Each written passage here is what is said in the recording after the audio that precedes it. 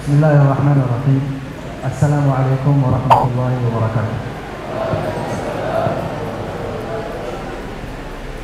Alhamdulillahi rabbil alamin. Wassalatu wassalamu ala asyrafil anbiya wal mursalin nabiyina Muhammadin wa ala alihi wa ashabihi ajma'in wa sallama tasliman katsiran ila yaumiddin. Amma ba'd. فمرحبا بكم، مرحبا بطلاب العلم وبآبائهم وأهليهم جميعا. فهذا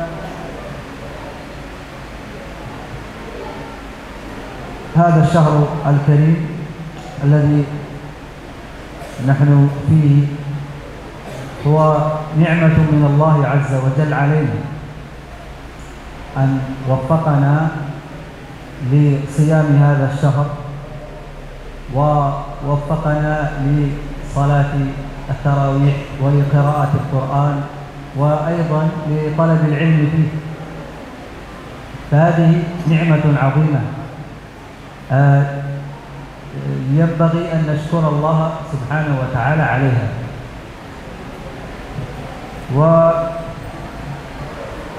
وأيضا طلب العلم وتعليم أبنائنا للقرآن وللعلوم العربية والعلوم الشرعية هو أيضا من أعظم النعم على المسلم. ينبغي أن يشكر الله عز وجل أن وفقه لأن يعلم أبنائه أو يتعلم هو بنفسه هذا العلم النافع. Sebelum saya terjemahkan, beliau adalah Syekh Walid. Ini kebetulan beliau sedang liburan, maksudnya santrinya sedang liburan, kemudian diajak liburan sama Sadaris di Srilawas ini. Kita mau bersama beliau nanti membersamai para asatidz dan ustadzat untuk mengkaji beberapa kitab. Jadi beliau insya Allah 1 bulan ziarah 1 bulan insya Allah. Baik, setelah beliau memuji Allah Subhanahu wa Ta'ala, beliau menyampaikan kepada panjenengan semuanya, ahlan wa sahlan, selamat datang para bapak, para ibu, para wali murid. Dan di mukadimah beliau menyampaikan terkait nikmat Ramadan, bahwa Ramadan adalah merupakan nikmat yang agung yang Allah berikan kepada kita semuanya. Di dalamnya kita hendaknya mengisi untuk salat, untuk baca Al-Quran, untuk salat tarawih dan seterusnya. Dan itu adalah merupakan nikmat dari Allah Subhanahu wa Ta'ala yang kita syukuri, yang harus kita syukuri. Begitu pula dengan nikmat yang lain yang berkaitan dengan thalabul ilmi, termasuk adalah mempelajari ilmu-ilmu syar'i, yang mana itu juga menjadi tanggung jawab kita semuanya ya, sebagai seorang muslim muslimah untuk mempelajari ilmu-ilmu tersebut. Dan di dalam mempelajari ilmu-ilmu tersebut itu adalah juga merupakan nikmat yang besar ya. Nikmat bisa mempelajari, memahami ilmu syar'i adalah merupakan nikmat yang agung, nikmat yang besar yang juga kita perlu syukuri daripada nikmat-nikmat tersebut. Nah. ولهذا فالآباء والأمهات الذين يحرصون على تعليم أبنائهم القرآن وعلوم القرآن والعلم النافع فإن لهم فضل عند الله عز وجل عظيم، لأنهم يشاركون أبنائهم في هذا الأجر في العلم. فالأجر الذي يحصل لأبنائهم في طلب العلم يحصل لهم، ولعل الله أن يحشرهم يوم القيامة مع أبنائهم في زمرة العلماء والأنبياء. فهذا نعمة عظيمة أن ييسر الله للأب والأم، ييسر له أن يعين ولده أو ابنته لتعلم القرآن ولتعلم العلم النافع الذي ينفعه في الدنيا وفي الآخرة.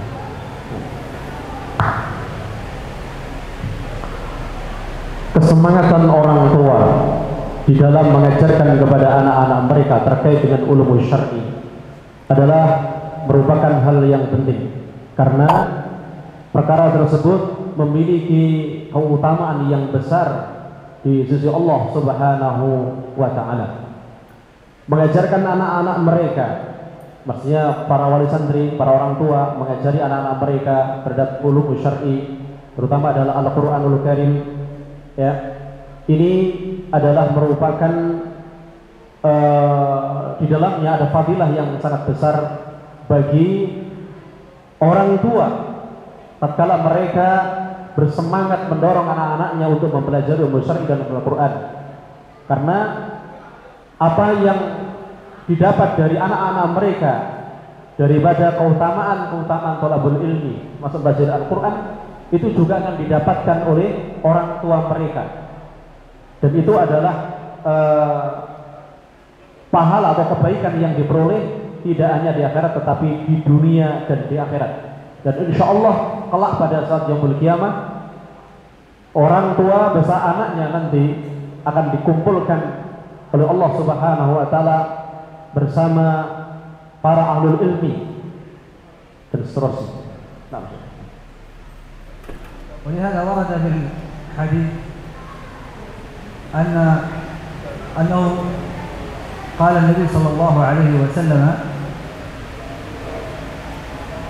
يلبس والدا قارئ القرآن بتاج يوم القيامة، يؤتى بقارئ القرآن يوم القيامة فيلبس والداه بتاج، يلبس والداه بتاج، وهذا التاج هو تاج من الجنة، ليس مصنوعا في الدنيا، فهو تاج عظيم جدا لا يعلم وزنه وقيمته إلا الله عز وجل.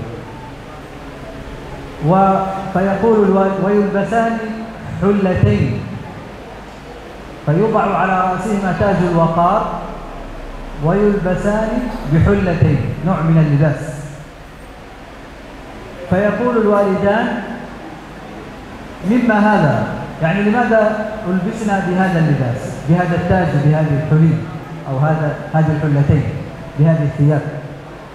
فيقول الله لهما: بأخذ ولدكما للقرآن، بأخذ ولدكما للقرآن، لأنكما أيها الأب والأم ساعدتما ولدكما على حفظ القرآن وعلى تعلم القرآن وعلى تعلم العلوم الأخرى التي تعينه على فهم القرآن. فلهذا هذا جزاء الوالد والوالدة فقط الذي يعين ولده. أما فضل الولد وجزاؤه الولد الذي حفظ وعمل بالقرآن وتعلم العلم فهذا فضل لا يعلمه إلا الله.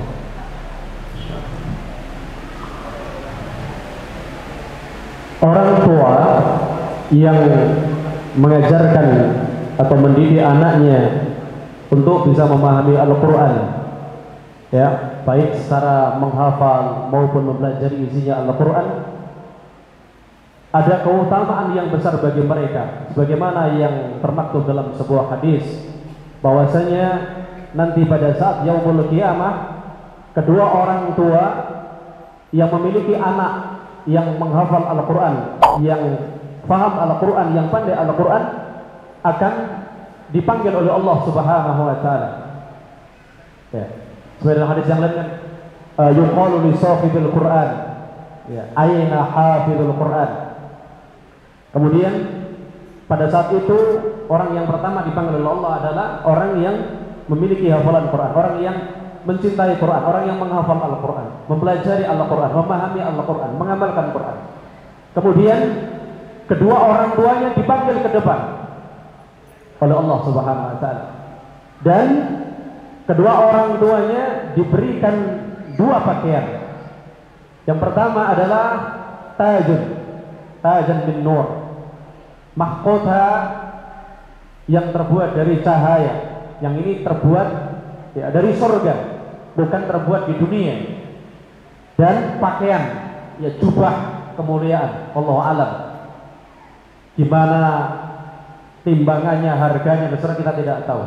Tapi insya Allah itu termasuk kemuliaan yang sangat besar.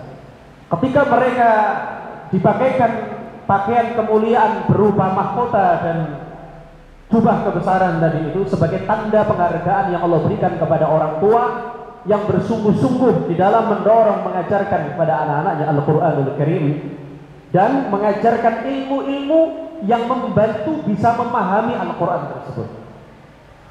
Sampai kedua orang tua bertanya, "Ya Allah, atas apa kemuliaan yang kami peroleh ini? Sampai kami mendapatkan kemuliaan yang seperti ini, yang pada saat itu semua manusia pengen mendapatkan seperti yang didapat oleh dua orang tua yang memiliki anak-anak para penghafal Quran." Masya Allah. Kemudian dijawab, "Wahai bapak fulan dan ibu fulanah, ketahuilah bahwa kemuliaan yang kamu peroleh pada hari ini karena dulu ketika di dunia kamu mendorong anak-anakmu untuk mempelajari Al-Quran, menghafalnya, memahaminya, dan mendorong mereka mengamalkan Al-Quran Al-Karim." Masya Allah. Allahumma ja'alna minhum. وأيضا فقد قال الله تعالى: والذين آمنوا واتبعتهم ذريتهم ألحقنا بهم ذريتهم وما ألتناهم من عملهم من شيء. قال بعض المفسرين، جاء في بعض الآثار أن الوالدين في الجنة يرفعهم الله في درجات الجنة، فيقولان: يا رب بما ارتفعنا؟ ما سبب هذا الرفعة؟ فيقول الله لهما: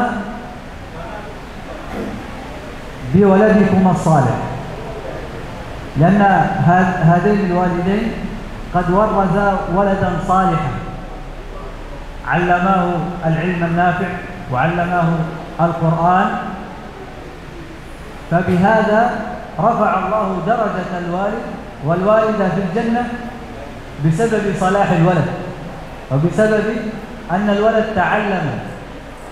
فكل مرة يرتفع الوالد في الجنة درجات، مع أن الوالد والوالدة لم يعمل كثيرا من الأعمال التي يستحق بها أن يصعد هذه الدرجات، لكن هذا بفضل تعليم أولادهم للقرآن وللعلم الشرعي.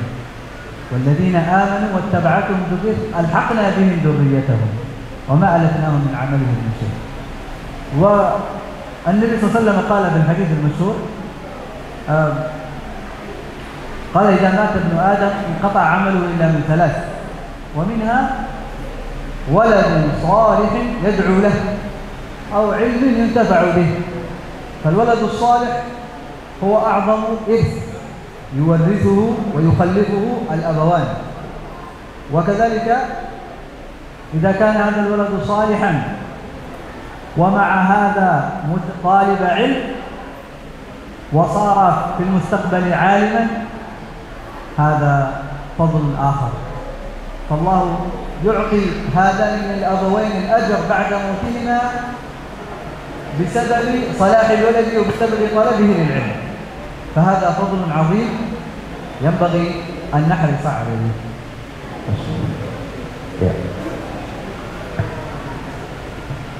Allah Subhanahu wa taala telah menjelaskan di dalam Al-Qur'anul Karim bahwa orang-orang beriman nanti ini akan disambungkan dengan anak turun mereka. Ya, maksudnya adalah bahwa anak-anak mereka ini ya akan juga menjadi wasilah, jadi sebab di mana derajat orang tua itu akan dinaikkan oleh Allah Subhanahu wa taala kelak pada saat di surga. Dan ketika anak-anak yang telah diajarkan oleh orang tua terkait dengan ilmu agama Al-Quran, semakin banyak anak-anak itu kemudian beramal soleh, maka semakin tinggi derajat orang tua di sisi Allah. Di surga derajatnya semakin naik. Ini adalah penghargaan yang besar yang Allah berikan bagi orang tua yang tadi semasa di dunia ada kesungguhan di dalam mengajarkan kepada anak-anak mereka Al-Quranul Karim dan ilmu-ilmu agama, ilmu-ilmu yang mendorong mereka untuk semakin dekat kepada Allah Subhanahu wa ta'ala. Ya. Sebagaimana juga dijelaskan dalam hadis Rasulullah sallallahu alaihi wasallam bahwa seluruh amal manusia anak turun Adam terputus kecuali 3 saja. Sedekah jariyah, kemudian ilmu yang bermanfaat, dan anak yang soleh yang mendoakan orang tua. Maka warisan yang terbaik bagi orang tua ini bukan banyaknya harta, tetapi warisan yang terbaik adalah peninggalan terkait pendidikan anaknya, sehingga menjadikan anak tersebut adalah anak yang soleh. Artinya adalah ilmu. Bisa jadi mungkin orang tua tidak meninggalkan harta kepada anaknya, tapi uangnya habis untuk pendidikan anaknya, untuk mendukung, mendorong kesolehan anaknya. Inilah sesungguhnya warisan yang terbaik. Karena kalau misalnya jenengan mewariskan harta yang begitu banyak, tapi anak ini yang diwarisi harta ini nggak paham ilmu agama, nggak paham Al-Quran, maka bukan derajat yang nanti akan diperoleh orang tua tinggi di sisi Allah, justru malah akan merendahkan orang tua. Berapa banyak orang-orang yang Allah kasih harta, namun kemudian tidak dibuat mendorong anaknya untuk menjadi anak-anak yang soleh, tapi justru dibuat memperkuat dunianya. Ternyata harapannya nanti dengan harta peninggalannya juga bisa mendapat kiriman orang tua yang mewarisi, justru malah bukan mengirim pahala, malah mengirim dosa. Maka ini penting sekali bagi para orang tua, kita sebagai orang tua, bahwa warisan yang terbaik itu adalah tadi kesolehan, ilmu yang bermanfaat bagi anak-anak kita, sehingga ketika kita sudah dipanggil oleh Allah, ya, Allah akan berikan kebaikan derajat yang tinggi melalui daripada amal-amal anak kita nih.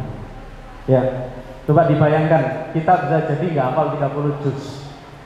Ya, wajar karena mungkin yakni katsirun min waliyul tullab na'am yakni yaqbaluna fil bahr ya.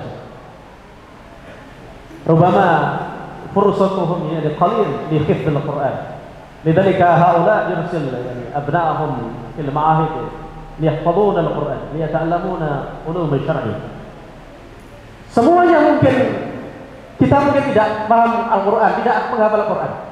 Tapi kita bekerja di laut siang malam, pagi siang malam, Masya Allah, ya. Dan pahala orang yang membiayai orang yang belajar Al-Quran itu sama, Masya Allah, sama. Jenengan sampai nggak sempat hafal Quran, tapi anaknya hafal Quran karena sibuk bekerja tadi itu, membiayai anaknya ketika berhasil dan mereka mengamalkan Quran, Masya Allah, dapat pahala yang sama. Baik.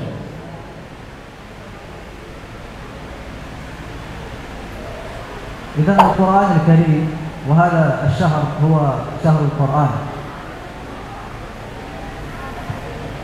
وقد قال الله سبحانه وتعالى إنا أنزلناه في ليلة القدر وما أدراك ما ليلة القدر ليلة القدر خير من 1000 شهر تنزل الملائكة والروح فيها بإذن ربهم من كل أمر سلام هي حتى مطلع الفجر. إنا أنزلناه أي أنزلنا هذا القرآن في هذه الليلة المباركة. إنا أنزلناه في ليلة مباركة، وهذه الليلة المباركة هي ليلة القدر. إنا أنزلناه أي القرآن في ليلة القدر، وسميت ليلة القدر بهذا الاسم لأنها نزل فيها قرآن له قدر عظيم على نبي له قدر أي منزلة عظيمة في أمة عظيمة وقدرها عظيم عند الله تعالى. Nah, Ramadan adalah disebut dengan Syahrul Quran karena Al-Quranul Karim diturunkan oleh Allah Subhanahu wa taala di bulan Ramadan. Al-Quran diturunkan di bulan Ramadan memiliki kadar timbangan yang sangat mulia, sangat agung. Terutama adalah bagi kita orang-orang beriman, karena Al-Quranul Karim adalah merupakan petunjuk bagi kita semuanya. Bahkan malam Lailatul Qadar itu sendiri menjadi khairu min alfi syahr, lebih baik daripada 1000 bulan, karena di malam itu turunnya Al-Quranul Karim sebagai bentuk penghormatan, kemuliaan yang Allah berikan terkait dengan Al-Quranul Karim. Bahkan orang yang berada pada posisi di mana turunnya Al-Quran tadi itu adalah malam Lailatul Qadar tadi itu, sampai juga mendapatkan imbas kadar kebaikan yang sangat besar dari Allah Subhanahu wa taala. Maka siapa yang mendapatkan malam Lailatul Qadar, dia akan mendapatkan malam yang lebih baik daripada 1000 bulan. Masya Allah, itu kalau dihitung tahun, jadi saya tambahin, itu ketemu berapa? 83 lebih sekian ya, tahun lebih sekian hari. Itu kemuliaan terkait dengan malam Lailatul Qadar. Ya. Tapi ini Masya Allah ini orang Pantura ini, jadi kathirun minal mustama'. Jadi huna hada fi asri awakhir min sahri Ramadan, yakni la yahtamu bi a'mali shalihat walakin yahtamu bimada bi umuri buyutihim. Jadi orang Pantura itu kalau 10 terakhir itu kan puncak-puncaknya Ramadan. Tapi bagi orang Pantura itu enteng sekali ya. 10 terakhir dibuat sibuk lembur ngecat rumah. Ya. Nah itu. Terus ibu-ibunya ya begitu. Orang sibuk mempersiapkan malam Lailatul Qadar, sibuk goreng rengginang, sibuk goreng jagung. Nah, ini tadi disampaikan Syekh bahwa malam Lailatul Qadar adalah malam yang sangat berharga, sangat mulia yang Allah berikan. Nah, ini terkhusus bagi kita orang-orang yang beriman. Ya, mudah-mudahan kita mendapatkan malam Lailatul Qadar insyaallah. Nah, Syekh. إذن فهذا الشهر الكريم هو شهر العبادة، وأعظم العبادة فيه قراءة القرآن وصلاة التراويح وقيام الليل والصدقة وصلة الأرحام وغيرها من الأعمال الصالحة. ولهذا نحن تدخل علينا بعد أيام قليلة العشر الأواخر من رمضان، وهذه الأيام العشر الأواخر هي أعظم أيام هذا الشهر. ولهذا كان النبي صلى الله عليه وسلم إذا دخل العشر الأواخر من رمضان أيقظ أهله وشد مئزره وأحيا ليله. أيقظ أهله أي أن أهل النبي أزواجه وأسرته كان يشتغل في العشر الأواخر من رمضان، يشتغل بالعبادة، وشد مئزره أي أنه يجتهد في العبادة، يجتهد في العبادة أكثر مما كان يعبد الله في الأيام الأولى من رمضان. وأحيا ليلة أي أن الليل كله صلاة وكله عبادة لله عز وجل. فلهذا كثير من الصائمين اليوم من المسلمين لم يفهموا رمضان، فهموا من رمضان أن رمضان شهر المسلسلات. هذا في الإعلام، كثير من وسائل الإعلام في الدول الإسلامية يؤجلون أعمالهم الإعلامية حتى يأتي رمضان. إذا دخل رمضان أي وجدت كثيرا من الأفلام والمسلسلات والمسابقات، كل هذا لأنهم يريدون المال فقط، لأنه في رمضان تكثر مشاهدة هذه المواد الإعلامية، فعندما تكثر المشاهدة هذا يأتي بمال كثير لهذه الشركات الإعلامية، لكن في الحقيقة هم يفسدون على الناس صيامهم وشهرهم. بعض المسلمين يفهم من رمضان أنه شهر الأكل والشرب، يفعلون موائد من الطعام كثيرة جدا، أنواع من الطعام وأنواع من الشراب وأنواع مما لذ وطاب، وهذا كله خطأ. الإنسان له أن يأكل ويشرب ما يشاء ما دام يأكل ويشرب حلالا، لكن شهر رمضان ليس المقصود منه هذا، ليس المقصود من رمضان اللهو واللعب، أو المقصود من رمضان كثرة الأكل والشرب، لا، حتى تفطير الصائم. كثير من المسلمين يريد أن يفطر صائما، من فطر صائما كان له مثل أجره من غير أن ينقص من أجر الصائم شيئا. يريد أن يفطر الصائم لكن لا يستطيع أن يفطر. لماذا؟ يقول أنا لابد أن أشتري كذا من الطعام، لابد أن أوفر كذا من الشراب، وهذا خطأ، لأن تفطير الصائم قال النبي صلى الله عليه وسلم ولو بتمرة ولو بجرعة نار، ولو حتى بتمرة أو قليل من ناسي، ناسي هذا، أو اندومي، أو قليل من الماء يكفي. فرمضان المقصود منه العبادة، أننا نصل إلى تحقيق الهدف والغاية، وهي لعلكم تتقون. نخرج من رمضان بتقوى، نخرج من رمضان وقد ختمنا القرآن كم مرة، وكم صلينا، وكم ذكرنا، وكم تصدقنا، وكم فطرنا الصائمين، وكم وصلنا الأرحام، وكم زرنا المرضى، وهكذا. هذا رمضان شهر عبادة، ليس شهر الأكل والشرب واللهو واللعب، أو شهر النوم. مثلا في اليمن وأيضا بعض الدول العربية كثيرة في رمضان ينامون من بعد صلاة الصبح إلى الظهر، هذا نوم متواصل، هذا نوم واجب. أما هناك نوم آخر مستحب، بعضهم ينام إلى المغرب، من الصبح إلى المغرب ينامون، ثم يسهر بعد المغرب بعد الإفطار، يسهر بالليل إلى السحور، هكذا كل يوم سهر بالليل وفي النهار نوم.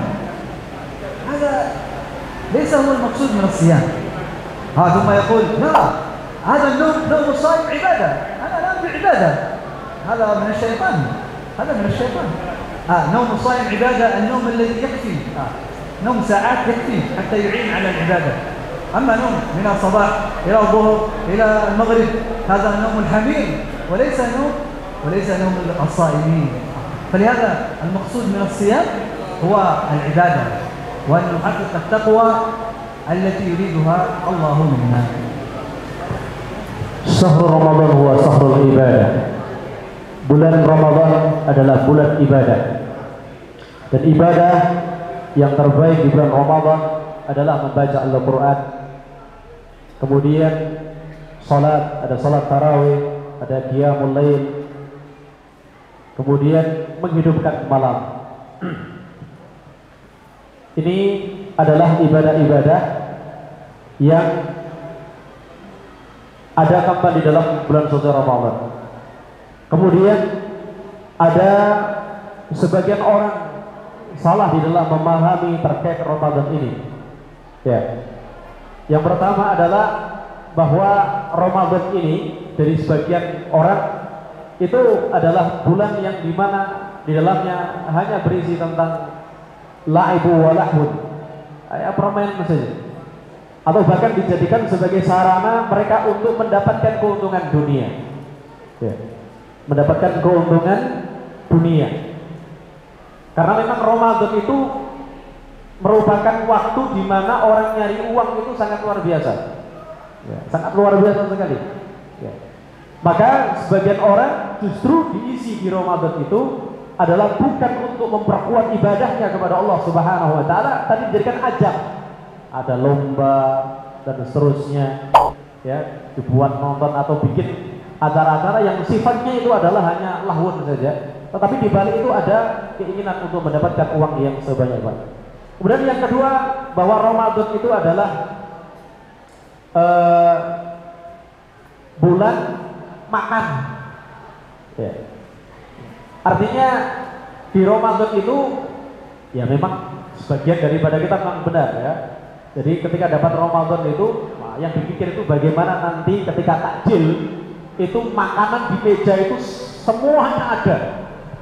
Padahal kata Rasulullah SAW, orang takjil itu bisa cukup dengan apa? Keluar kurma atau dengan makanan yang secukupnya saja.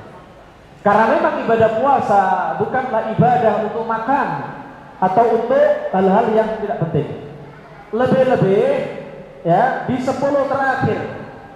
Dalam sebuah hadis dijelaskan bahwa Rasulullah SAW ketika 10 terakhir dari bulan suci Ramadan, beliau mengencangkan sabuknya sebagai tanda untuk apa? Meningkatnya semangat ibadah.